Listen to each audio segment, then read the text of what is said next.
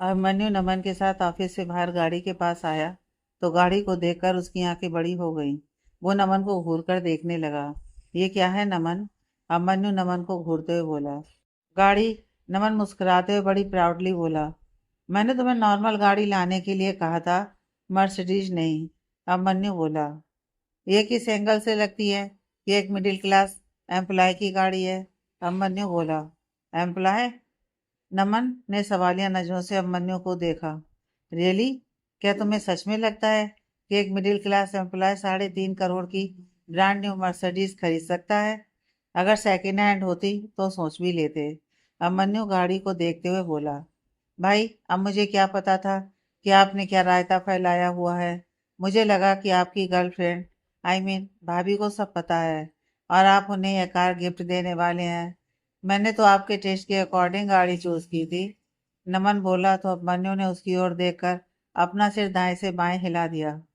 तूने कभी हमारे किसी एम्प्लॉय को मर्सिडीज में आते हुए देखा? फ्लैट तो पहले से ही लग्जरी है, ऊपर से ये गाड़ी। कहाँ से मिडिल क्लास एम्प्लॉय लगूंगा मैं? अभिमन्यु चिढ़ते हुए बोला। तो अब मैं क्या करूं? नमन बोला। अब तू कुछ नहीं करेगा, जो करना है मैं ही करूंगा। अभिमन्यु बोला। फिर अभिमन्यु ने अपने सेक्रेटरी को अभिमन्यु सिंघानिया को बुलाने के लिए कहा। अभी अभिमन्यु सिंघानिया का क्या चक्कर है? नमन ने अभिमन्यु से पूछा। लेकिन अभिमन्यु ने नमन को उसकी किसी बात का जवाब नहीं दिया। भाई, अब आप ऐसे चुप नहीं रह सकते। आपको पूरी बात बतानी होगी। आखिर सब चल क्या रहा है सबके बीच? अभिमन्यु सिंघानिया का क्या चक्कर है? नमन तो अभिमन्यु के पीछे ही पड़ गया। अभिमन्यु ने नमन को घूर कर देखा और फिर अपनी पॉकेट में से रुमाल निकालकर नमन के मुंह पर बांध दिया। नमन हैरानी से उसे देखने लगा। नमन ऊँघते हुए रुमाल अपने मुंह से हटाने लगा तो अभिमन्यु ने उसे घूर कर देखा। अभिमन्यु को अपनी तरफ घूरते देख नमन वहीं चुपचाप सीधे खड़ा हो गया। कुछ देर में अभिमन्यु का सेक्रेटरी अभिमन्यु सिंघानिया के साथ वहां आ गया, जहां सब उसी के आने का इंतजार कर रहे थे। सर, आपने बुलाया? अभिमन्यु सिंघानिया ने पूछा। हाँ, तुम्हारी सैलरी कितनी है? अभिमन्यु ने सिंघानिया से पूछा। जी, पहले 70,000 थी और अब प्रमोशन के बाद 1.5 लाख। सिंघानिया बोला तो अभिमन्यु ने नमन की ओर देखा। गाड़ी कौन सी है तुम्हारे पास? अभिमन्यु ने पूछा। क्रेटा। सिंघानिया बोला तो अभिमन्यु नमन की ओर देखने लगा और बोला। क्रेटा। चाबी? अभिमन्यु ने अपना हाथ सिंघानिया की ओर बढ़ा दिया। जी सर। बिना कोई सवाल किए सिंघानिया ने भी अपनी गाड़ी की चाबी अभिमन्यु के हाथ में रख दी। इसे नई गाड़ी दिला देना, अभिमन्यु नमन से बोला। फिर उसने एक नज़र मर्सिडीज पर डाली और बोला। इसे वापस कर देना। नमन ने अपने मुंह पर बंधे रुमाल की ओर इशारा किया। खोल ले। मैंने कौन सा तेरे हाथ बांधे हैं? अभिमन्यु बोला तो नमन ने अपने हाथों की ओर देखा और फिर जल्दी से अपने मुंह पर बंधा रुमाल खोल लिया। वो जल्दी से अभिमन्यु के पास आया और बोला। लेकिन भाई, ये अभिमन्यु सिंघानिया की ही गाड़ी क्यों? नमन ने पूछा। तू चुप नहीं रह सकता? अभिमन्यु बोला। मैं तो इसलिए पूछ रहा हूँ कि आगे चलकर कोई गड़बड़ ना हो। नमन बोला। क्योंकि अनबी के लिए मैं ही अभिमन्यु सिंघानिया हूँ और आर टेक्सटाइल का एक एम्प्लॉय। अभिमन्यु बोला तो नमन उसकी ओर आंखें बड़ी करके देखने लगा और फिर अभिमन्यु सिंघानिया को। ओह, तो इसलिए आपको अभिमन्यु सिंघानिया में इंटरेस्ट था? नमन बोला। हाँ। अभिमन्यु ने इतना ही कहा। भाई, और कितने झटके दोगे? ये सब एक साथ ही बता दो। नमन हैरान होते हुए बोला। हाँ, हो गया तेरा। अब मैं जाऊं? अभिमन्यु नमन को घूरते हुए बोला और पार्किंग एरिया की तरफ बढ़ गया। अभिमन्यु ने अपना फोन निकाला और अनबी को कॉल किया। तुम्हारी पैकिंग हो गई? अभिमन्यु ने पूछा। हाँ, हो गई। अनबी बोली। मैं 20 मिनट में वहां पहुंच रहा हूँ। अभिमन्यु बोला। ओके। अनबी ने कहा तो अभिमन्यु ने फोन काट दिया और फिर उसने अभिमन्यु सिंघानिया की गाड़ी स्टार्ट की और अनबी के घर की तरफ बढ़ गया। तकरीबन 20 मिनट में अभिमन्यु अनबी के घर पहुंच गया। अभिमन्यु गाड़ी से उतरा तो स्नेहा की नज़र उसी पर जाकर रुक गई। बहुत डैशिंग कूल। स्नेहा अभिमन्यु को देखते हुए बोली। है ना? अब उसे घूरना बंद कर, नज़र मत लगा देना मेरे पति देव को। अनबी बोली। वो है ही तारीफ के काबिल। इससे शादी करके तो तूने कोई गलती नहीं की। स्नेहा अभिमन्यु को निहारते हुए बोली। अब यहाँ खड़ी क्या कर रही है?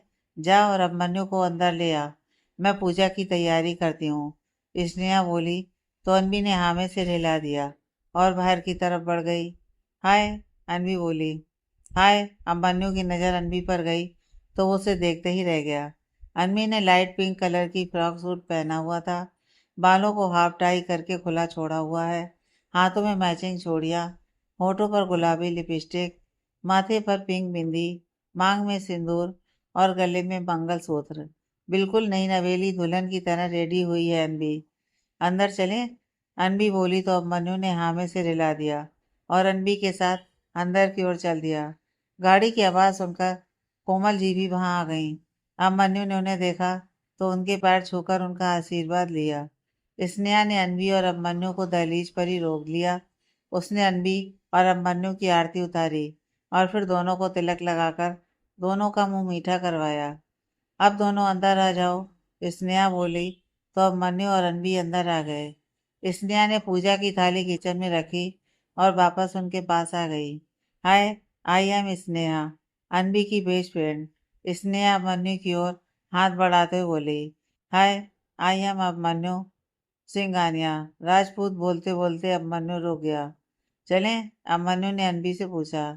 अरे इतनी भी क्या जल्दी है, ससुराल वालों को सेवा का मौका तो दीजिए, स्नेहा बोली और उसने अभिमन्यु का हाथ पकड़ उसे लिविंग एरिया में लगे सोफे पर बिठा दिया। अगर शिखा यहाँ होती तो आज अपने जमाई को अपने घर देखकर उसके पैर जमीन पर न लगते, कोमल जी भरे मन से बोली तो अनबी की आंखें भी नम हो गईं। डोंट वरी आंटी, मैंने सारा कुछ अपने कैमरे में रिकॉर्ड कर लिया है। हम ये सारे मोमेंट्स शिखा आंटी के साथ शेयर करेंगे। स्नेहा बोली तो सब मुस्कुरा दिए। अब चलिए मेरे साथ किचन में। अगर उन्हें पता चला ना कि हमने उनके जमाई की ढंग से खातिरदारी नहीं की तो मेरे तो कान ही खींच देंगी वो, और आपको पता नहीं कितनी बातें सुनाएंगी। स्नेहा बोली तो कोमल जी हंस दी। हाँ हाँ, सही कह रही है तू, चल जल्दी चल, कोमल जी बोली और स्नेहा के साथ किचन की तरफ चल दी। रुक, मैं भी आती हूँ, किचन की ओर बढ़ रही स्नेहा को रोकते हुए अनवी बोली और अपनी सीट से उठ खड़ी हुई। तुझे कहीं जाने की जरूरत नहीं है, तू यहाँ बैठकर हमारे जीजू का ध्यान रख, स्नेहा बोली और उसने अनवी को उसके कंधों से पकड़कर वापस अभिमन्यु के पास बिठा दिया और खुद किचन की ओर बढ़ गई। अभिमन्यु और अनवी के बीच खामोशी छाई रही। दोनों ने एक दूसरे से एक शब्द नहीं कहा। अरे इतने चुप क्यों बैठे हो, कुछ तो बात करो, पहली बार नहीं मिल रहे एक दूसरे से, स्नेहा किचन से आवाज लगाते हुए बोली। स्नेहा की बात सुनकर अभिमन्यु और अनवी दोनों ने एक दूसरे की तरफ देखा और मुस्कुरा दिए। घर लूटने में कोई परेशानी तो नहीं हुई? खामोशी को तोड़ते हुए अनवी बोली। नहीं, तुमने जो लोकेशन भेजी थी एकदम सही थी, अभिमन्यु बोला। इतनी बात करने के बाद फिर से दोनों के बीच खामोशी छा गई। अब तक स्नेहा और कोमल जी चाय नाश्ता ले आई। स्नेहा ने सबको चाय और स्नैक्स सर्व कर दिए। अभी अभिमन्यु की प्लेट खाली भी नहीं हुई थी कि स्नेहा ने उसकी प्लेट में और स्नैक्स रखने को हुई तो अभिमन्यु ने अपनी प्लेट को हाथ से कवर कर लिया। प्लीज मुझे और नहीं चाहिए, अभिमन्यु बोला। अरे ऐसे कैसे नहीं चाहिए, ससुराल आए हो। स्नेहा बेटा तू डाल जमाई जी की प्लेट में, कोमल जी बोली तो स्नेहा ने जबरदस्ती अभिमन्यु की प्लेट स्नैक्स से भर दी। अभिमन्यु अजीब सा मुंह बनाकर अपनी प्लेट को घूरने लगा। अब उसके पेट में और खाने की जगह नहीं थी। अरे जीजू, रुक क्यों गए, खाइए ना, लाइए मैं आपको अपने हाथों से खिलाती हूँ, स्नेहा बोली और अपने हाथ से अभिमन्यु को खिलाने लगी। अभिमन्यु भी बेचारा क्या करता, स्नेहा के हाथ से उसे जबरदस्ती खाना पड़ा। अब तो उसका पेट भी और खाने से जवाब दे चुका था। उसे लग रहा था कि अब अगर उसने एक निवाला और खाया तो उसका पेट फट ही जाएगा। अगर नहीं खाना तो रहने दो, कोई जबरदस्ती नहीं है, अभिमन्यु के चेहरे के भाव पढ़ते हुए अनबी बोली। अनबी के बोलने की देर थी कि अभिमन्यु ने प्लेट को टेबल पर रखने में एक सेकंड भी नहीं लगाया। थैंक्स, अभिमन्यु अनबी से बोला तो अनबी मुस्कुरा दी। आई थिंक अब हमें चलना चाहिए। चाय नाश्ता करने के बाद अभिमन्यु बोला तो अनबी ने हाँ में सिर हिला दिया। अभिमन्यु ने अनबी का बैग कार में रखा और फिर अनबी के साथ वहां से निकल गया। कुछ ही समय में अभिमन्यु अनबी को लेकर एवेन्यू अपार्टमेंट में आ गया। अभिमन्यु ने अपने फ्लैट का डोर खोला और अनबी के साथ अंदर आ गया। अभिमन्यु ने फ्लैट की लाइट ऑन की तो अनवी अपने घर को निहारने लगी। वाह, आपका घर बहुत सुंदर है, अनवी बोली। हमारा? अभिमन्यु बोला तो अनवी उसकी ओर देखने लगी। ऐसे क्या देख रही हो? अब इस घर की मालकिन तुम हो, अभिमन्यु बोला और उसने घर की चाबियां अनवी के हाथ में रख दी। अपने हाथ में रखी चाबियों को देखकर अनवी मन ही मन मुस्कुरा दी। आओ, अभिमन्यु बोला तो अनवी उसके पीछे पीछे चल दी। अभिमन्यु अनवी को बेडरूम तक ले आया। बेडरूम देखकर अनवी के दिमाग में स्नेहा की कई बातें घूमने लगीं। तू उसे अपने करीब मत आने देना, उससे कुछ वक्त मांग लेना, उससे कहना कि शादीशुदा जिंदगी स्टार्ट करने के लिए मुझे कुछ वक्त चाहिए। कहाँ खो गई? अनवी के चेहरे के आगे चुटकी बजाते हुए अभिमन्यु बोला। नहीं, वो मैं। अनवी आगे कुछ कहती उससे पहले ही अभिमन्यु बोला, मुझे तुमसे कुछ कहना है। जी, अनवी बोली। मैं जानता हूँ कि हमारी शादी किन हालातों में हुई है और मैं तुम पर पति होने का हक तब तक नहीं जताऊंगा जब तक तुम ना चाहो। पति पत्नी अच्छे दोस्त भी तो हो सकते हैं, है ना? अभिमन्यु बोला तो अनवी हैरानी से उसे देखने लगी। हर बीतते दिन के साथ उसकी नज़रों में अभिमन्यु की इज्जत बढ़ती जा रही थी। तुम रेस्ट करो, अगर किसी चीज की जरूरत पड़े तो मैं साथ वाले कमरे में ही हूँ, अभिमन्यु बोला और अपने कमरे में आ गया। अनवी उसे जाते हुए देखकर मुस्कुरा दी। रात का समय अनवी ने अभिमन्यु के रूम का डोर नॉक किया, लेकिन अंदर से कोई आवाज नहीं आई। अनवी ने डोर को हल्का सा पुश किया तो डोर अपने आप खुल गया। अनवी अंदर आई तो अभिमन्यु वहां नहीं था। ये कहाँ चले गए, बताया भी नहीं, अनवी खुद से बोली और जाने लगी। तो अभिमन्यु की आवाज़ उसके कान में पड़ी। अनवी। अभिमन्यु की आवाज़ सुनकर अनवी के कदम वहीं रुक गए और वो वापस मुड़ गई। उसने देखा तो अभिमन्यु बाथरूम के डोर के पास पेट पकड़े खड़ा हुआ था। आप ठीक तो हैं?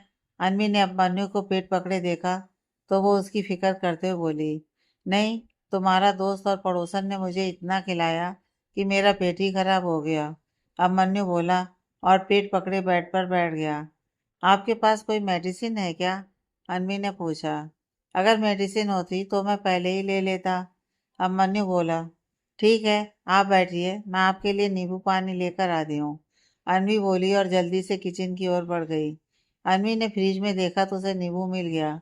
उसने जल्दी से अभिमन्यु के लिए नींबू पानी बनाया और अभिमन्यु के रूम में आ गई। लीजिए, इसे पी लीजिए, आपको कुछ एनर्जी महसूस होगी, अनवी बोली तो अभिमन्यु ने उसके हाथ से नींबू पानी ले लिया। नींबू पानी पीने से पहले ही अभिमन्यु फिर से बाथरूम की ओर बढ़ गया। कुछ देर बाद वो बाथरूम से बाहर आ गया और बेड पर बैठ गया। मैं आपके लिए दवाई लेकर आती हूँ, अनवी बोली। नहीं, उसकी कोई ज़रूरत नहीं है, नमन लेकर आता ही होगा, अभिमन्यु बोला। नमन कौन? अनवी ने पूछा। मेरा भाई और कौन, अभिमन्यु बोला तो अनवी उसकी ओर देखने लगी। लेकिन आपका तो कोई भाई ही नहीं है, अनवी हैरान होते हुए बोली तो अभिमन्यु उसकी ओर देखने लगा। पेट में हुई गड़बड़ की वजह से उसे समझ ही नहीं आया कि वो क्या बोल गया। मेरा मुंह बोला भाई है, अभिमन्यु ने जैसे तैसे बात को संभाल लिया। ओह, अनवी बोली। अभिमन्यु के पेट में फिर से गुड़गुड़ हुई तो वो फिर से बाथरूम की ओर भाग पड़ा। उसे आते जाते देख अनवी मुस्कुरा दी। हाँ, हंस लो हंस लो, जिस पर बीतती है उसे पता होता है, इतना खिलाता है कोई किसी को। बाथरूम की ओर जाते जाते अभिमन्यु ने अनवी को हंसते हुए देखा तो बोला। कुछ देर बाद अभिमन्यु के फ्लैट की डोरबेल बजी। अनवी, डोर खोलो, नमन आया होगा दवाई लेकर, अभिमन्यु ने बाथरूम के अंदर से ही अनवी को आवाज दी। हाँ हाँ, जा रही हूँ, अनवी बोली और डोर की तरफ बढ़ गई। अनवी ने डोर खोला तो सामने नमन हाथ में दवाई का पैकेट लिए खड़ा था। नमन की नज़र अनवी पर गई तो वो उसे देखते ही खुश हो गया। वाह, अब पता चला झूठ से नफरत करने वाला झूठ कैसे बोलने लग गया। इस कातिल हसीना का जादू जो चला है मेरे भाई पर। नमन अनवी को देखते हुए मन ही मन बोला। हाय, मैं नमन। नमन खुद को अनवी से इंट्रोड्यूस करवाते हुए बोला। जी आइए, जानती हूँ, अनवी ने नमन को अंदर आने के लिए कहा तो नमन अंदर आ गया। कांग्रेचुलेसन्स, नमन बोला। थैंक्स, अनवी बोली और नमन को अंदर ले आई। वैसे आप मेरे बारे में कैसे जानती हैं? भाई ने आपको मेरे बारे में बता दिया, नमन बोला। जी हाँ, अनवी बोली। सच में? भाई ने आपको सब सच बता दिया? और उससे आपको कोई प्रॉब्लम भी नहीं है? नमन बोला, इसमें भला मुझे क्या प्रॉब्लम हो सकती है? अनवी बोली तो नमन के चेहरे की स्माइल और बड़ी हो गई। हाँ, मैंने अनवी को सच बता दिया कि तू मेरा मुंह बोला भाई है। इससे पहले नमन कुछ आगे बोलता, अभिमन्यु उसकी बात काटते हुए बोला, तो नमन आंखें बड़ी करके अभिमन्यु को देखने लगा। आप दोनों बैठिए, मैं आपके लिए चाय बनाकर लाती हूँ। अनवी बोली और किचन की तरफ बढ़ गई। अनवी को जाते देख नमन जल्दी से अभिमन्यु के पास आ गया। क्या बोला आपने भाभी से? मुंह बोला भाई? नमन बोला। हाँ, मुंह बोला भाई, अभिमन्यु बोला। वाह भाई, इतना झूठ बोलना कहाँ से सीखा आपने? पहले तो हमें दुनिया से उठवा दिया और अब मुंह बोला भाई बना दिया। नमन बोला, मेरी दवाई लेकर आया है तू? अभिमन्यु बोला, हाँ लाया हूं ना। नमन बोला और उसने दवाई का पैकेट अभिमन्यु की ओर बढ़ा दिया। अब तू जा सकता है। नमन के हाथ से पैकेट लेने के बाद अभिमन्यु बोला, अरे ऐसे कैसे चला जाऊं? भाभी मेरे लिए चाय लेने गई हैं। अब तो उनके हाथ की चाय पीने के बाद ही जाऊंगा। नमन बोला तो अभिमन्यु उसे घूरने लगा। नमन आराम से वहां लिविंग एरिया में बने सोफे पर बैठ गया। नमन, तू जा यहाँ से, अभिमन्यु बोला और नमन की ओर बढ़ा ही था कि उसके पेट में गुड़गुड़ होनी शुरू हो गई। जब तक मैं वापस आऊं तो मुझे यहाँ दिखाई नहीं देना चाहिए, अभिमन्यु अपने पेट को पकड़ते हुए बोला। मैं यहाँ से कहीं नहीं जाने वाला, नमन बोला। तुझे तो मैं बाद में देख लूंगा, अभिमन्यु बोला। आप पहले अपना पेट संभालिए, फिर किसी और को देखना। जल्दी से टॉयलेट भागिए, वरना भाभी क्या सोचेंगी आपके बारे में। सी सी सी। पहले ही दिन बैड इम्प्रेशन, बोलते हुए नमन ने अपनी नाक से फोड़ ली। तुझे तो मैं बाद में बताता हूँ, बोलते हुए अब मन्नू टॉयलेट की ओर भाग गया। कुछ ही देर में अनवी नमन के लिए चाय और बिस्किट ले आई। चाय पीते पीते नमन अनवी से बातें करने लगा। तू अभी तक यहीं है, गया नहीं? अब मन्नू बाथरूम से बाहर आया तो नमन को देखते ही बोला, हाँ वो भाभी के साथ चाय का मजा ले रहा था। नमन बोला तो अभिमन्यु ने उसे जाने का इशारा किया, लेकिन नमन ने नामे से हिला दिया। आपने दवाई ले ली? अनवी ने अभिमन्यु से पूछा। हाँ ले ली, अभिमन्यु बोला। मैं आपके लिए खिचड़ी बना देती हूँ, अनवी बोली। नमन, आप क्या खाओगे? अनवी ने नमन से पूछा। मैं भी आपके हाथ की खिचड़ी ही खा लूंगा, नमन बोला। ऐसे कैसे तू भूल गया? तुझे एक जरूरी काम से जाना था। तेरी मीटिंग थी ना बॉस के साथ? अभिमन्यु नमन को घूरते हुए बोला। नहीं, मुझे तो कोई जरूरी काम नहीं है, नमन बोला। तुझे जरूरी काम है, सोच, अभिमन्यु नमन को घूरते हुए बोला। फिर अभिमन्यु ने नमन को उसके कंधे से पकड़ा और उसे बाहर ले आया। अब जा, अगर नहीं गया तो सुबह बुरी तरह से पिटेगा, अभिमन्यु बोला। ठीक है, इस बार तो जा रहा हूँ, लेकिन अगली बार भाभी के हाथ का खाना खाकर ही जाऊंगा, नमन बोला और वहां से चला गया। उसे जाते देख अभिमन्यु ने चैन की सांस ली। वो अंदर जाने ही लगा था कि नमन आकर उसके गले से लटक गया। भाभी बहुत स्वीट है, अब मुझे पता चला कि आपने झूठ क्यों बोला, नमन बोला तो अभिमन्यु मुस्कुरा दिया। अब जा, अभिमन्यु बोला तो नमन उसे गुड नाइट बोलकर वहां से आ गया। उसके जाने के बाद अभिमन्यु अंदर आ गया। उसकी नज़र अनवी पर गई तो वो बाहों में बाहें डाले खड़ी उसे ही घूर रही थी। आपने नमन को ऐसे घर से क्यों निकाल दिया? अनवी ने पूछा। मैंने कहाँ उसे निकाला, उसे तो जरूरी काम से जाना था, इसलिए वो चला गया, अभिमन्यु बोला तो अनवी हैरानी से उसे देखने लगी। मैं आपके लिए खिचड़ी बना देती हूँ, आप एक बार मुझे बता दीजिए कि सामान कहाँ रखा है, अनवी अभिमन्यु से बोली तो वो मूक सा बना उसकी ओर देखने लगा। क्या हुआ, चलिए भी, बताइए सारा सामान कहाँ है, अनवी बोली। हाँ हाँ चलो, अभिमन्यु बोला और अनवी के पीछे पीछे चल दिया। सामान कहाँ रखा है ये तो मुझे भी नहीं पता, अभिमन्यु अपने मन में बोला। अभिमन्यु किचन में आकर खड़ा हो गया। उसकी नज़र किचन में बने एक ड्रॉर पर गई तो वो उसके पास आया। ये रही पल्सेस और सीरियल्स, अभिमन्यु वो ड्रॉर खोलते हुए बोला। अनवी उसे देखकर मुस्कुरा दी। क्या हुआ, मुस्कुरा क्यों रही हो, अभिमन्यु ने अनवी से पूछा।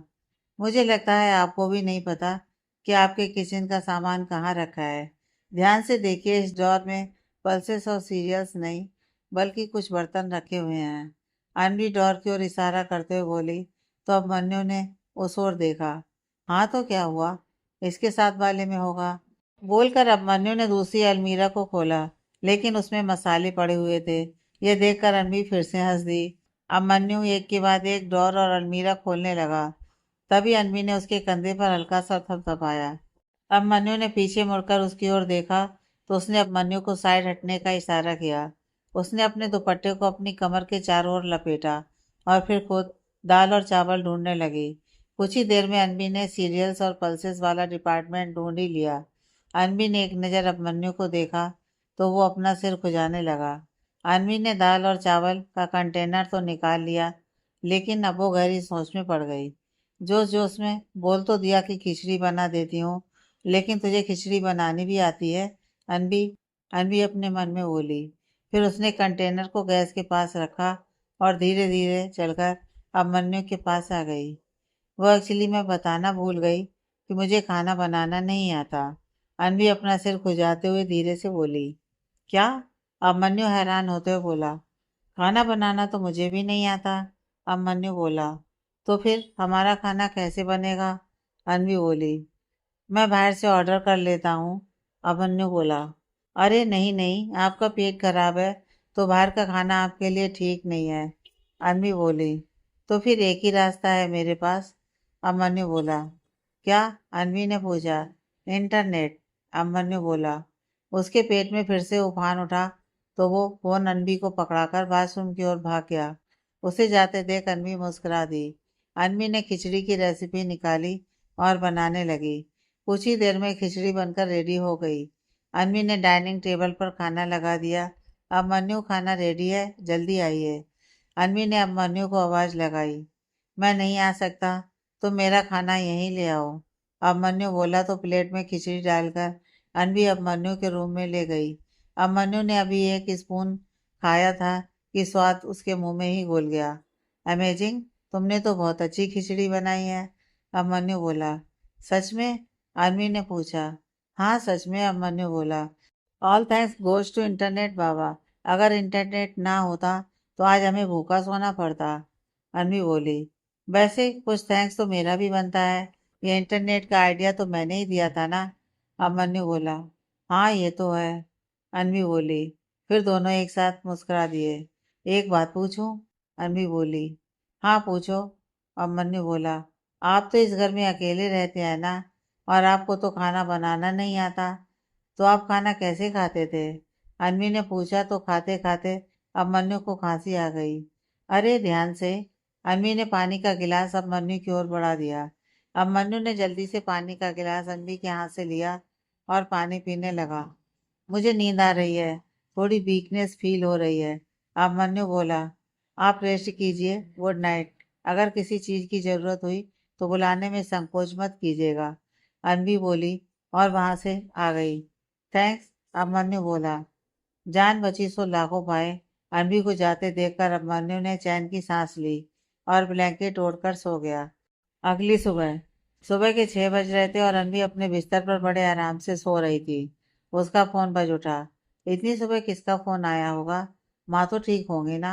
कई तरह के सवाल अनवी के दिमाग में घूमने लगे। अनवी ने फोन उठाकर देखा तो स्नेहा का नाम ब्लिंक हो रहा था। हेलो स्नेहा, अनवी बोली। अनवी, कैसी है तू? स्नेहा बोली। मैं ठीक हूँ, लेकिन तू बता, सब ठीक है जो इतनी सुबह सुबह फोन किया? अनवी ने पूछा। हाँ सब ठीक है, तू बता कि कल रात क्या हुआ? तूने अब मनु से समय मांगा या नहीं? स्नेहा ने पूछा। रियली स्नेहा, तूने बस ये पूछने के लिए इतनी सुबह मुझे फोन किया? अनवी चिढ़ते हुए बोली। तू पहले मेरे सवाल का जवाब दे। देख, जब तक तू मुझे सब नहीं बताएगी मैं फोन नहीं रखने वाली, स्नेहा बोली। नहीं, मैंने उससे कोई समय नहीं मांगा, अनवी बोली। क्या मतलब, तूने अब मन्नू को खुद के करीब आने से नहीं रोका? स्नेहा ने पूछा। नहीं, क्योंकि इसकी नौबत ही नहीं आई। मतलब? स्नेहा को कुछ समझ नहीं आया तो उसने पूछा। मतलब यह कि मेरे बिना कुछ कहे अब मन्नू ने मेरे दिल की बात खुद ही कह दी, अनवी बोली। और जो अब मन्नू ने उसे कहा था उसने स्नेहा को सब बता दिया। मतलब तुम दोनों अलग अलग रूम में रह रहे हो? स्नेहा बोली। हाँ, अनवी ने कहा। अरे यार, कितनी दुराचारी है तू। इतना हैंडसम और दिल का हीरा लड़का मिला है तुझे, और तू उसके साथ एक कमरा भी शेयर नहीं कर सकती? स्नेहा बोली तो अनवी का मुंह खुला का खुला रह गया। तू पहले सोच ले कि तुझे कहना क्या है। पहले खुद ही सजेशन दे दिया है। और अब खुद ही मुझे कोस रही है और उसे बेचारा बना रही है। अनवी बोली, हाँ तो कभी कभी गलती हो जाती है इंसान से किसी को पहचानने में। स्नेहा मासूमियत भरी आवाज में बोली, ड्रामेबाज कहीं की। चल अब फोन रख, मुझे बाथरूम जाना है। अनवी बोली और उसने फोन कट कर दिया। फोन कट करने के बाद अनवी बाथरूम की तरफ बढ़ गई। कुछ समय बाद वो रेडी होकर बाथरूम से बाहर आ गई और किचन में नाश्ता बनाने लगी। ज्यादा तो उसे कुछ बनाना नहीं आता था, लेकिन उसे फ्रिज में रखी हुई ब्रेड मिल गई थी, तो उसने अपने और अभिमन्यु के लिए सैंडविच रेडी कर लिए थे। जब तक अभिमन्यु अपने रूम से बाहर आया, तब तक अनवी ने सारा नाश्ता डाइनिंग टेबल पर लगा दिया था। अभिमन्यु की नजर अनवी पर गई तो वो उसे देखकर खुश हो गया। अनवी ने रेड कलर की नेट की साड़ी पहनी हुई थी और बालों का मैसी बन बनाया हुआ था, जिसमें वो बहुत ही प्यारी लग रही थी। अभिमन्यु की नजर अनवी पर से हटने का नाम ही नहीं ले रही थी। Good morning. अनवी की नजर अभिमन्यु पर गई तो वो बोली। अनवी की आवाज सुनकर अभिमन्यु ने अपनी नजर उस पर से हटा ली। हाँ गुड मॉर्निंग, अभिमन्यु बोला। आइए नाश्ता रेडी है, अनवी बोली। आज ये साड़ी। डाइनिंग टेबल पर से अपनी चेयर पीछे को खींचता हुआ अभिमन्यु बोला। हाँ ये साड़ी माँ ने मेरे लिए खरीदी थी और पिछले 1 साल से उन्होंने इसे मेरे लिए संभाल कर रखा हुआ था। वो चाहती थी कि शादी के बाद जब मैं पग फेरे के लिए आऊं तो यही साड़ी पहन कर आऊं। आज है तो शादी का दूसरा दिन, और शादी के दूसरे दिन ही तो पगफेरे की रस्म की जाती है। लेकिन अब जब माँ ही वहां नहीं है तो पगफेरा कैसा। बोलते बोलते अनवी की आंखें नम हो गईं। अब मन्नू ने अपनी पॉकेट में से रुमाल निकाला और अनवी की तरफ बढ़ा दिया। आई एम सॉरी, वो मैं, अनवी बोली और अपनी नम आंखें साफ करने लगी। It's okay, I can understand कि फैमिली के क्या मायने होते हैं। अब मन्नू बोला तो अनवी उसकी ओर तरस भरी नजरों से देखने लगी। नाश्ता करें, अनवी बोली तो अभिमन्यु ने हाँ में सिर हिला दिया। अनवी ने अभिमन्यु को नाश्ता सर्व किया और खुद भी खाने लगी। आई एम सॉरी, मुझे जो बनाना आता था मैंने बना दिया, लेकिन धीरे धीरे मैं खाना बनाना सीख लूंगी, अनवी बोली। हाँ, अभिमन्यु इतना ही बोला और फिर मुस्कुराते हुए अनवी की ओर देखने लगा। हाउ स्वीट ऑफ यू, अनवी को देखते हुए अभिमन्यु अपने मन में बोला। तभी उनकी डोरबेल बज उठी। अनवी उठने लगी तो अभिमन्यु ने उसे रोक दिया। तुम रुको, मैं देखता हूँ, अभिमन्यु बोला और डोर की तरफ बढ़ गया। अभिमन्यु ने जैसे ही डोर खोला, उसकी आंखें फटी की फटी रह गईं। मॉम, उसके शब्द मुंह में ही घुल गए। आप यहाँ, अभिमन्यु ने वैशाली जी से पूछा तो वैशाली जी ने उसे घूर कर देखा और उसे साइड में करते हुए अंदर आ गईं। उनके चेहरे पर गुस्सा साफ दिखाई दे रहा था। नमन के बच्चे, तू तो आज गया, अभिमन्यु दांत पीसते हुए उससे बोला और फिर वैशाली जी के पीछे पीछे अंदर आ गया। अंदर आकर वैशाली जी इधर उधर देखने लगी। अभिमन्यु कौन है, अनवी ने एंट्रेंस के पास आकर पूछा तो वैशाली जी की नज़र उस पर गई। अनवी को देखते ही वैशाली जी के चेहरे पर एक स्माइल आ गई। अनवी सवालिया नजरों से वैशाली जी को देखने लगी। अभिमन्यु वैशाली जी और अनवी को आमने सामने देखकर अभिमन्यु ने अपने चेहरे पर हाथ रख लिया। मैं वैशाली, अभिमन्यु की दूर की रिश्तेदार। वैशाली जी मुड़कर अभिमन्यु को घूर कर देखते हुए बोली। वैशाली जी की बात सुनकर अभिमन्यु ने जल्दी से अपने चेहरे से अपना हाथ हटाया और वैशाली जी को हैरानी से देखने लगा। हाँ, ये मेरी दूर की माँ है, अभिमन्यु बोला। दूर की माँ, अनबी सवालिया नजरों से अभिमन्यु और वैशाली जी की ओर देखने लगी। हाँ दूर की माँ, वैशाली जी अभिमन्यु को घूरते हुए बोली। नमन, नमन मेरा मुंह बोला भाई, उसकी माँ है ये। तो हुई ना दूर की माँ, अभिमन्यु बोला। माँ कभी दूर और पास की होती है, माँ तो माँ होती है और उसकी ममता अनमोल होती है, अनवी बोली और उसने वैशाली जी के पैर छू लिए। वैशाली जी ने भी बड़े प्यार से उसके सिर पर अपना हाथ रख दिया। सीख इसे कुछ, वैशाली जी अभिमन्यु को घूरते हुए बोली। हाँ, अभिमन्यु ने इतना ही कहा। इस नालायक ने तो मुझे शादी पर बुलाया नहीं और ना ही शादी के बारे में बताया, लेकिन मुझे जैसे ही पता चला कि इसने शादी कर ली है तो मुझसे रहा नहीं गया, चली आई तुमसे मिलने, वैशाली जी बोली। अच्छा किया जो आप आ गई, आइए ना, आप खड़ी क्यों हैं, आइए बैठिए। अनवी ने वैशाली जी को पास ही लगे सोफे पर बिठा दिया। मैं आपके लिए चाय लेकर आती हूँ, अनवी बोली और जाने लगी तो वैशाली जी ने उसे रोक लिया। अरे अरे रुको, मुझे कुछ नहीं चाहिए, बस तुम यहाँ मेरे पास बैठो। वैशाली जी ने अनबी का हाथ पकड़कर उसे अपने पास बिठा लिया। फिर उन्होंने अपने पर्स में से एक बॉक्स निकाला और उसमें से कंगन निकालकर अनबी को पहनाने लगी। आंटी जी, ये आप क्या कर रही हैं? मैं इसे कैसे ले सकती हूँ? अनबी बोली तो वैशाली जी उसकी ओर देखने लगी। अरे ये तो बस मेरा प्यार और आशीर्वाद है, वैशाली जी बोली। प्यार तो दिल से किया जाता है ना आंटी जी, तो फिर ये सब चीजें बीच में कैसे आ गईं? आप बस अपना प्यार भरा हाथ हमेशा मेरे सिर पर रखे रखना। मुझे इससे बढ़कर कुछ नहीं चाहिए। अनवी बोली तो वैशाली जी मुस्कुरा दी। अनवी की बात सुनकर अब मन्नू भी मुस्कुरा दिया। कितनी अच्छी सोच है तुम्हारी, वैशाली जी अनवी के गाल को छूते हुए बोली और फिर अपने हाथ से ही उसके गाल को चूम लिया। आप बैठिए, मैं आपके लिए कुछ लेकर आती हूँ, अनवी बोली और किचन की ओर बढ़ गई। देखा कितनी अच्छी बहू लाया हूँ आपके लिए, अभिमन्यु वैशाली जी के कान के पास आकर बोला। तो वैशाली जी ने अभिमन्यु का कान खींच लिया। माँ क्या कर रही हो, दुख रहा है? अभिमन्यु बोला। इतने में हाथ में जूस और ड्राई फ्रूट की ट्रे लेकर अनबी वहां आ गई। वो अभिमन्यु और वैशाली जी को हैरानी से देखने लगी। वैशाली जी का ध्यान अनबी पर गया तो उन्होंने जल्दी से अभिमन्यु का कान छोड़ दिया। वो इसने शादी के बारे में नहीं बताया तो इसके कान खींच रही थी, वैशाली जी बोली। तो खींचे ना, आपका हक बनता है, अनवी बोली तो वैशाली जी मुस्कुरा दी। वैशाली जी ने अनवी का हाथ पकड़ा और अपने साथ लाए हुए कंगन अनवी के हाथों में पहना दिए। आंटी जी, अनवी इतना ही बोली थी कि वैशाली जी ने उसे रोका और बोली, तुम मुझसे छोटी है तो तू मेरी बात मानेगी और कुछ नहीं बोलेगी। वैशाली जी की बात सुनकर अनवी ने अभिमन्यु की ओर देखा और उसे वैशाली जी को रोकने का इशारा किया। अभिमन्यु ने भी अपनी पलकें झपकाकर अनवी को चुप रहने और गिफ्ट लेने का इशारा किया। मैं बहुत खुश हूँ कि मेरे इस नालायक को संभालने के लिए तुम्हारी जैसी समझदार लड़की इस घर में आई है, वैशाली जी बोली और फिर उन्होंने अनवी का माथा चूम लिया। अब मैं चलती हूँ, वैशाली जी बोली। रुके ना कुछ देर और आंटी जी, अनवी बोली। नहीं बेटा, इसके पापा, मेरा मतलब है नमन के पापा भी इंतजार कर रहे होंगे, वैशाली जी बोली तो अनवी ने उन्हें विदा दे दी। ख्याल रखना अपना भी और इस नालायक का भी, वैशाली जी अनवी से बोली। हाँ दूर की माँ, तू घर आ, बताती हूँ तुझे, वैशाली जी अभिमन्यु को घूरती हुई धीरे से बोली और फिर वहां से आ गई। इधर वैशाली जी के जाने के बाद अभिमन्यु ने भी अनवी को बाय बोला और ऑफिस के लिए निकल गया। अभिमन्यु के जाने के बाद अनवी सारा घर समेटने लगी। आर्ट टेक्सटाइल कॉरपोरेशन, अभिमन्यु का केबिन। अभिमन्यु के केबिन का डोर नॉक हुआ तो नमन अंदर आ गया। नमन को देखते अभिमन्यु ने अपनी पीए को बाहर भेज दिया और खुद अपनी चेयर से उठ खड़ा हुआ। भाई आपने बुलाया, नमन बोला। हाँ, अभिमन्यु डोर की तरफ बढ़ा और उसने डोर को अंदर से लॉक कर दिया।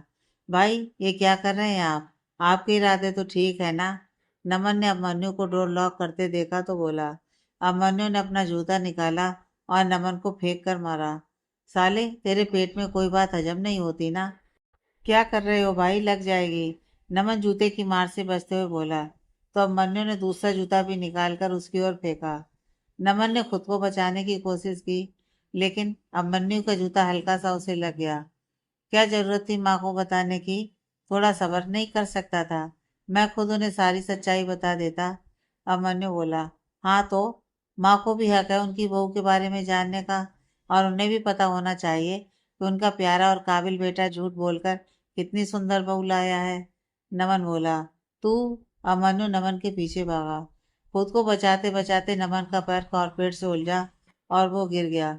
अभिमन्यु का पैर जैसे ही कारपेट पर पड़ा, नमन ने कारपेट पकड़कर खींच दिया जिससे अभिमन्यु औंधे मुंह नीचे गिर गया। तुझे तो आज मैं छोड़ूंगा नहीं कमीने, अभिमन्यु बोला और उठकर नमन की ओर भाग पड़ा। नमन ने जैसे तैसे खुद को अभिमन्यु के हाथ आने से बचाया और जल्दी से डोर की तरफ भागा। अभिमन्यु उसे पकड़ पाता इससे पहले ही नमन ने केबिन का डोर खोला और वहां से बाहर भाग गया। नमन कुछ दूर गया ही था कि सामने किसी से टकरा गया। डैड, आप यहाँ? नमन हैरानी से सामने देखते हुए बोला। क्या हो रहा है सब? ऑफिस है या प्ले ग्राउंड जो यहाँ ऐसे भाग रहे हो? मिस्टर राजपूत एक रौबदार आवाज में बोले। डैड, आपका लाल पीला पागल हो गया है और हाथ धोकर मेरे पीछे पड़ा हुआ है मुझे धोने के लिए। नमन बोला। चल मेरे साथ। मिस्टर राजपूत बोले। आप ही जाइए, मैं नहीं आने वाला। नमन बोला तो मिस्टर राजपूत अकेले ही अभिमन्यु के ऑफिस की ओर बढ़ गए। मिस्टर राजपूत अभिमन्यु के केबिन के अंदर आए तो सारा केबिन अस्त व्यस्त पड़ा हुआ था और अभिमन्यु सॉक्स पहने खड़ा हुआ किसी से फोन पर बात कर रहा था। कारपेट बिखरा हुआ पड़ा था और अभिमन्यु के टेबल की हालत भी खस्ता ही थी। अभिमन्यु की नज़र मिस्टर राजपूत पर गई तो उन्हें देखकर उसकी आंखें हैरानी से बड़ी हो गईं। उसने जल्दी से फोन कट किया। क्या है ये सब? केबिन की हालत देखकर हक्के बक्के से खड़े मिस्टर राजपूत ने एक रौबदार आवाज में अभिमन्यु से पूछा, और ये आर्ट टेक्सटाइल का सीईओ सॉक्स में क्या कर रहा है? अभिमन्यु के पैरों की तरफ देखते हुए मिस्टर राजपूत बोले तो अभिमन्यु अपने पैरों की ओर देखने लगा। मिस्टर राजपूत को देखकर अभिमन्यु ने जल्दी से अपने 2 जोड़ी जूते समेटे और उन्हें पहनने लगा। जूते पहनने के बाद अभिमन्यु ने कारपेट को अच्छे से बिछा दिया और टेबल का सारा सामान भी उसकी जगह पर रख दिए। आइए पापा, बैठिए। चेयर को सही करते हुए अभिमन्यु बोला। मैं यहाँ बैठने नहीं आया हूँ। मुझे Mehta and group of company की फाइल चाहिए। मिस्टर राजपूत बोले। जी, अभिमन्यु बोला और उसने अपने टेबल पर से एक फाइल उठाकर मिस्टर राजपूत की ओर बढ़ा दी। मिस्टर राजपूत फाइल लेकर जाने लगे कि अचानक से रुक गए। शाम को घर पर मिलना, कुछ बात करनी है तुमसे। मिस्टर राजपूत पीछे मुड़ते हुए बोले। जी पापा, अभिमन्यु बोला तो मिस्टर राजपूत वहां से अपने केबिन में आ गए। ओह गॉड! नमन के बच्चे, अगर तूने घर पर बात करने से पहले एक बार मुझसे बात कर ली होती तो मैं सब चीज़ें धीरे धीरे शांति से हैंडल कर लेता। पता नहीं अब क्या तूफान आने वाला है घर पर। अभिमन्यु अपनी चेयर से टेक लगाकर बैठ गया। उसने अपनी आंखें बंद कर लीं। इधर अनवी ने सारा घर साफ कर लिया और फ्री होने के बाद वो अपना लैपटॉप लेकर बैठ गई। अभी उसने लैपटॉप ओपन किया ही था कि उसके लैपटॉप पर उसे एक रिमाइंडर शो हुआ। ओह, मैं तो भूल ही गई थी कि परसों दीपा की शादी है और कल उसकी मेहंदी की रस्म। रिमाइंडर देखते हुए अनवी खुद से बोली। फिर उसने अपना फ़ोन उठाया और स्नेहा का नंबर डायल किया। परसों दीपा की शादी है, याद है तुझे? स्नेहा के फ़ोन उठाते ही अनवी बोली। ओह शिट यार, मैं तो भूल ही गई थी। स्नेहा अपने माथे पर हाथ मारते हुए बोली। जानती थी इसलिए तो फ़ोन किया है। कल रेडी रहना, अनवी बोली। हाँ ठीक है, स्नेहा बोली और उसने फ़ोन कट कर दिया। दीपा अनवी और स्नेहा की फ्रेंड थी। तीनों एक साथ एक ही कंपनी में काम करती थीं और वहीं से तीनों की दोस्ती की शुरुआत हुई। बीते समय के साथ धीरे धीरे तीनों की दोस्ती गहरी होती गई। फ़ोन पर बात करने के बाद अनवी लैपटॉप पर अपने लिए जॉब ढूंढने लगी। शाम का समय ऑफिस ओवर होने के बाद अब मनु ने अपना बैग उठाया और घर के लिए निकल गया। कुछ देर बाद उसकी गाड़ी राजपूत विला आकर रुकी। अभिमन्यु अंदर आया तो सब लिविंग एरिया में बैठे हुए उसी के आने का इंतजार कर रहे थे। लो, आ गया आपका लाडला। अभिमन्यु को देखते हुए नमन बोला। अभिमन्यु ने नमन को घूर कर देखा तो वो वैशाली जी के पीछे छुप गया। आ गए तुम? मिस्टर राजपूत जी बोले। जी, अभिमन्यु बोला। क्या चल रहा है सब? मिस्टर राजपूत ने एक रौबदार आवाज में पूछा। पापा, मैं जानता हूँ कि मैंने आप सबका दिल दुखाया है, लेकिन उस वक्त जो हालात थे मुझे कुछ समझ में नहीं आया। उस वक्त मुझे जो ठीक लगा मैंने वही किया। अभिमन्यु बोला। क्या हालात इतने बुरे हो गए थे कि तूने हम सबका इस दुनिया से नामो निशान ही मिटा दिया? मिस्टर राजपूत कड़क आवाज में बोले। पापा, जब अनवी मुझे पहली बार मिली तो वो शादी के लिए अभिमन्यु सिंघानिया से मिलने आई थी, लेकिन उसने गलती से मुझे अभिमन्यु सिंघानिया समझ लिया। अभिमन्यु बोला। लेकिन तुम अभिमन्यु सिंघानिया नहीं हो, तुम अभिमन्यु राजपूत हो। मिस्टर राजपूत गुस्से में चिल्लाते हुए बोले। पापा, अनवी की बातें, उसकी मासूमियत मेरे दिल को छू गई। मैं उसे अच्छे से जानना चाहता था, इसलिए मैंने उसे अपनी असली आइडेंटिटी नहीं बताई। लेकिन फिर मुझे पता चला कि उसकी माँ बहुत बीमार है और हॉस्पिटल में एडमिट है। उन्होंने ही अभिमन्यु सिंघानिया को चुना था अनवी के लिए। मैं अनवी और सिका आंटी को सच बताता उससे पहले ही उनकी तबीयत और ज़्यादा बिगड़ गई। उनके बचने की उम्मीद बहुत ही कम नज़र आ रही थी। उनकी आखिरी इच्छा यही थी कि मैं अनवी से शादी कर लूं और ज़िंदगी भर उसका हाथ थामे रहूं। अभिमन्यु बोला तो सब उसकी ओर देखने लगे। फिर अभिमन्यु वैशाली जी की ओर मुड़ गया। माँ, किसी को धोखा देना मेरी इंटेंशन कभी नहीं थी।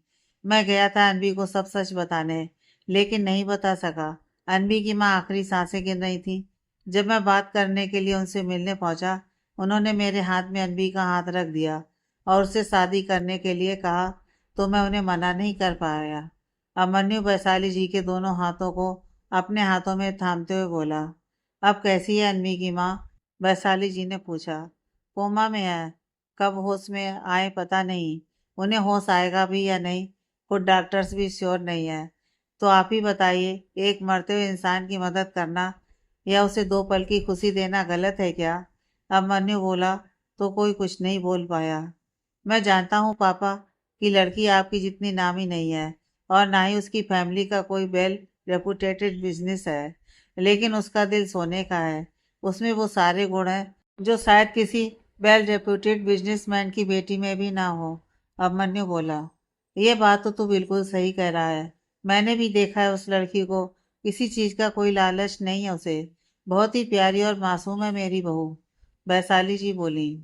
तुम कब मिली उसे? मिस्टर राजपूत ने वैशाली जी को देखा। आज सुबह ही। वैशाली जी बोली। मतलब तुम अकेले ही अपनी बहू से मिलकर आ गई और मुझे बताया भी नहीं? एक तो इस नालायक ने रायता ही ऐसा फैलाया है और ऊपर से तुम मुझे बताए बिना बहू से मिलने पहुंच गई। मिस्टर राजपूत बोले। क्या? एक मिनट पापा। अभी तो आप मुझसे गुस्सा थे ना कि मैंने आपको बिना बताए शादी कर ली, और अब आप माँ से इसलिए गुस्सा हो रहे हैं कि वो आपको अपने साथ आपकी बहू से मिलवाने के लिए नहीं लेकर गई। अभिमन्यु बोला। हाँ, तो हमारी नाराजगी तुमसे है, हमारी बहू से नहीं। मिस्टर राजपूत बोले तो अभिमन्यु आंखें बड़ी करके उन्हें देखने लगा। मतलब आपको कोई एतराज नहीं है कि अनबी आपके घर की बहू है? अभिमन्यु बोला तो मिस्टर राजपूत ने उसे घूरा और वैशाली जी की तरफ बढ़ गए। बैसू, अपने इस लाडले से कह दे कि लड़की अच्छी होनी चाहिए, समझदार होनी चाहिए, और सबसे बड़ी बात, मेरे परिवार को जोड़कर रखने वाली होनी चाहिए। उसके बैकग्राउंड से हमें कोई फर्क नहीं पड़ता। मिस्टर सिंह बोले तो अभिमन्यु के चेहरे पर एक स्माइल आ गई। वो जल्दी से मिस्टर सिंह के गले से लग गया और उनके गाल को चूम लिया। थैंक यू पापा। मिस्टर राजपूत के गले से झूलता हुआ अभिमन्यु बोला। अरे क्या कर रहा है तू? दूर हट। मिस्टर सिंह बोले तो अभिमन्यु उनसे पीछे हट गया और फिर वैशाली जी के गले से लग गया। Thank you mom. Thank you so much. Abhimanyu बोला। नमन ने हमें सब बता दिया था, वैशाली जी बोली। वैशाली जी के गले लगे लगे अभिमन्यु को वहां साइड में खड़ा हुआ नमन नजर आया, तो अभिमन्यु ने उसे भी अपने पास बुला लिया। आजा। अभिमन्यु ने अपनी बाहें फैलाकर नमन को बुलाया, तो वो भी भागा चला आया। देखा आपने अभिमन्यु कितना खुश है? आज 2 साल बाद मैंने उसके चेहरे पर इतनी खुशी देखी है। वैशाली जी मिस्टर राजपूत के पास आकर बोली। हाँ, सही कह रही हो तुम। मेरे बच्चे की खुशी में ही मेरी खुशी है। मिस्टर राजपूत बोले। अच्छा जी, तो फिर गुस्सा क्यों है मेरे बच्चे से? उसे क्यों माफ नहीं कर देते? वैशाली जी बोली। क्योंकि तुम्हारे बेटे ने झूठ बोला है और उसकी सजा तो उसे मिलेगी ही ना। जब तक वो हमारी बहू को सच बताकर उसे सही मायने में इस घर की बहू बनाकर यहाँ नहीं ले आता, मैं उसे माफ नहीं करने वाला। मिस्टर राजपूत बोले। हाँ, वैशाली जी ने इतना ही कहा। डोंट वरी पापा, मौका मिलते ही मैं अनबी को सब कुछ सच बता दूंगा और इसे इस घर में ले आऊंगा। अभिमन्यु मिस्टर राजपूत की बात सुनते हुए बोला। जल्दी करना, कहीं देर ना हो जाए। मिस्टर राजपूत बोले तो अभिमन्यु ने हाँ में सिर हिला दिया। अभी, अब तू जा यहाँ से। अनबी घर पर अकेली है और तेरा इंतजार कर रही होगी। अब वो तेरी जिम्मेदारी है। कुछ देर बाद वैशाली जी अभिमन्यु के गाल को छूते हुए उससे बोली। जी माँ। अभिमन्यु जाने लगा तो वैशाली जी ने एक टिफिन अभिमन्यु को थमा दिया। ये क्या है माँ? अभिमन्यु टिफिन को देखते हुए बोला। मैंने अनबी और तेरे लिए खाना बनाया था, तू ले जा। वैशाली जी बोली तो अभिमन्यु ने वैशाली जी को कसकर हक कर लिया। बहुत दिनों बाद आज माँ के हाथ का खाना खाऊंगा। अभिमन्यु खुश होते हुए बोला। जानती हूँ, इसीलिए तो बनाया है। सब तेरा फेवरेट है इसमें। अनबी की पसंद मुझे पता नहीं थी, वरना उसका फेवरेट खाना भी जरूर बना देती। अगली बार जब खाना बनाऊंगी तो उसकी पसंद का ही बनाऊंगी। वैशाली जी बोली तो अभिमन्यु मुस्कुरा दिया। बना देना माँ, क्योंकि तुम्हारी बहू को तो खाना बनाना आता ही नहीं है। अभिमन्यु बोला तो वैशाली जी उसकी तरफ आंखें बड़ी करके उसे देखने लगी। खाना बनाना नहीं आता? वैशाली जी अभिमन्यु की तरफ देखते हुए बोली, तो अभिमन्यु ने नामे से हिला दिया। कोई बात नहीं, खाना यहाँ से भिजवा दिया करूँगी, वैशाली जी बोली। हाँ ये सही है। अच्छा अब मैं चलता हूँ। अभिमन्यु ने सबको बाय बोला और फिर वहां से निकल गया। ड्राइव करते करते अभिमन्यु का ध्यान सीट पर रखे टिफिन की तरफ गया तो अभिमन्यु ने एकदम से गाड़ी की ब्रेक लगा दी।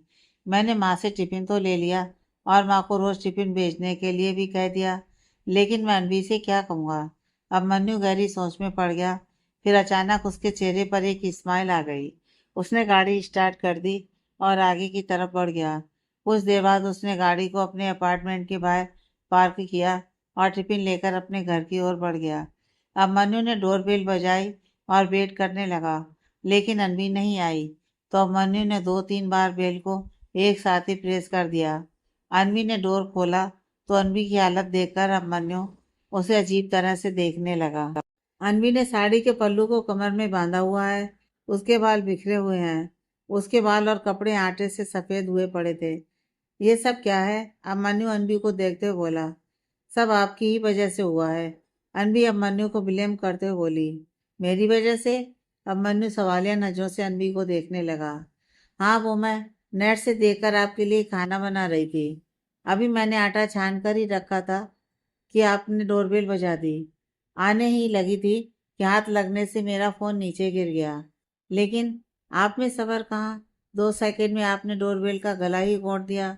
जल्दी जल्दी में फोन उठाकर उठने लगी तो ऊपर सेल पर रखा आटा मेरे ऊपर गिर गया। अनवी बोली तो अभिमन्यु हंस दिया। हाँ इसमें हंसने वाली कौन सी बात है? अनवी अभिमन्यु को घूरते बोली। वैसे ही जैसे कल तुम मुझ पर हंस रही थी। मुझे आते जाते देखकर तुम्हें बहुत हंसी आ रही थी ना। भगवान सब देखता है। अभिमन्यु बोला तो अनवी ने अपने होठों को तरेड़ दिया और डोर बंद करके अंदर आ गई। खाना बनाने की कोशिश कर रही थी, लेकिन मुझे लगता है ये सब मेरे बस का नहीं है। मायूस सी अनवी बोली। तुम्हें खाना बनाने की जरूरत नहीं है। अपने हाथ में पकड़ा टिफिन अनवी को दिखाते हुए अभिमन्यु बोला। ये कहाँ से आया? अनवी ने पूछा। कहाँ से आया का क्या मतलब? मैं लाया हूँ, अभिमन्यु बोला। अरे भाई तो पूछ रही हूँ कि आप कहाँ से लाए हैं? अनवी ने पूछा। टिफिन सर्विसेज से, अभिमन्यु बोला और टिफिन रखने के लिए किचन की तरफ बढ़ गया। ओह, तो इसलिए आपको खाना बनाना नहीं आता। आपने टिफिन सर्विसेज जो ली हुई है, अनवी बोली। हाँ, अभिमन्यु ने इतना ही कहा। जैसे ही उसने किचन में अपना पहला कदम रखा तो किचन की हालत देखकर उसके तो होश ही उड़ गए। आटा बिखरा हुआ है, सेल पर सब्जियां बिखरी हुई हैं, बर्तन बिखरे हुए पड़े हैं, सारी किचन अस्त व्यस्त हुई पड़ी है। अभिमन्यु ने एक नज़र किचन को देखा और फिर अनवी को। वो खाना बनाना सीख रही थी। अनवी ने अभिमन्यु को अपनी ओर देखते पाया तो बोली। हाँ खाना बनाना सीख रही थी या खलारा डालना? अभिमन्यु अपने मन में बोला और फिर उसने अपना कोट उतारा और अनवी को पकड़ा दिया और फिर अपनी स्लीव्स ऊपर की और किचन समेटने में लग गया। अरे मैं करती हूँ ना, अनवी बोली। तुम करो या मैं, एक ही बात है ना, अभिमन्यु बोला तो अनवी उसे देखने लगी। उसने हाथ में पकड़ा हुआ अभिमन्यु का कोट अपने सीने से लगा लिया। कितना स्वीट है ये, अभिमन्यु को देखते हुए अनवी बोली। फिर उसने अभिमन्यु का कोट लिविंग एरिया के सोफे पर रखा और किचन में आ गई। अभिमन्यु और अनवी दोनों मिलकर किचन साफ करने लगे। अभिमन्यु नीचे बिखरा आटा समेटने लगा तो अनवी सेल पर बिखरी हुई सब्जियां समेटने लगी। सब्जी समेटते समेटते सब्जी के बीच में पड़ा हुआ चाकू अनवी की फिंगर पर लग गया। आ, चाकू लगने से अनवी की आह निकल गई। क्या हुआ? अनवी की आह सुनकर अभिमन्यु जल्दी से उसके पास आ गया। उसने देखा तो अनवी की फिंगर से खून निकल रहा था। उसने जल्दी से अनवी की फिंगर को अपने मुंह में डाल लिया। अनवी बड़े प्यार से अभिमन्यु को निहारने लगी। अभिमन्यु की नज़र अनवी से मिली तो वो भी उसकी हिरनी जैसी आंखों में कहीं खो गया। कुछ देर बाद अनवी होश में आई और उसने अभिमन्यु से अपनी नजरें चुरा ली और फिंगर को पीछे खींच लिया। आई एम सॉरी, वो खून निकल रहा था तो अभिमन्यु थोड़ा हिचकिचाते बोला।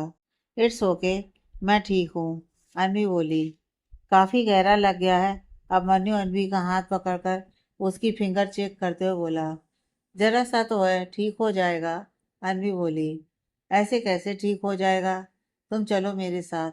अभिमन्यु अनवी का हाथ पकड़कर उसे लिविंग रूम में ले आया और फर्स्ट एड बॉक्स निकालकर उसे बैंडेज लगाने लगा।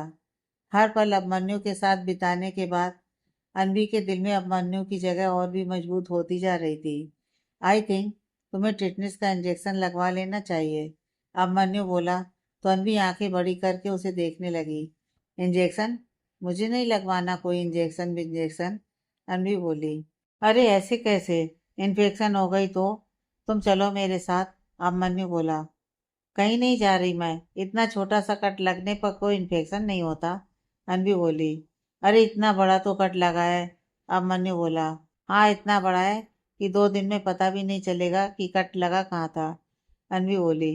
अब मुझे भूख लगी है, मैं जा रही खाना खाने। आपको खाना है तो आ जाइए, अनवी बोली।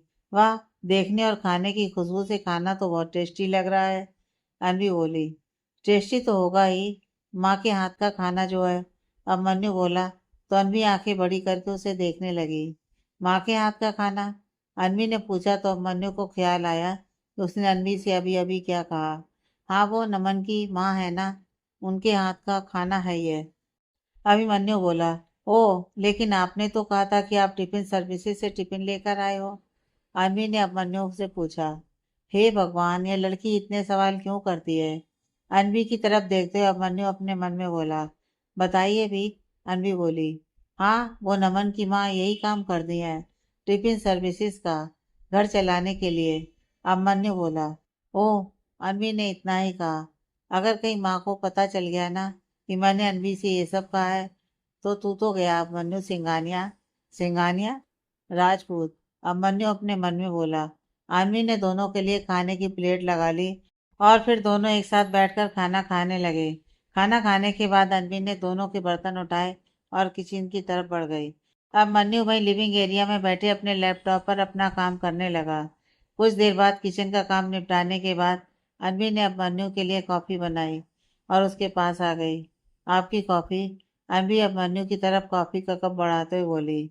थैंक्स। अब मन्नू ने भी हाथ बढ़ाकर कॉफ़ी का कप अनवी के हाथ से ले लिया। मुझे आपसे कुछ बात करनी थी, अनवी बोली। हाँ बोलो, कॉफ़ी का सिप लेते हुए अभिमन्यु बोला। परसों मेरी फ्रेंड दीपा की शादी है और कल उसकी मेहंदी की रस्म, अनवी बोली। हाँ तो जाओ, अभिमन्यु बोला।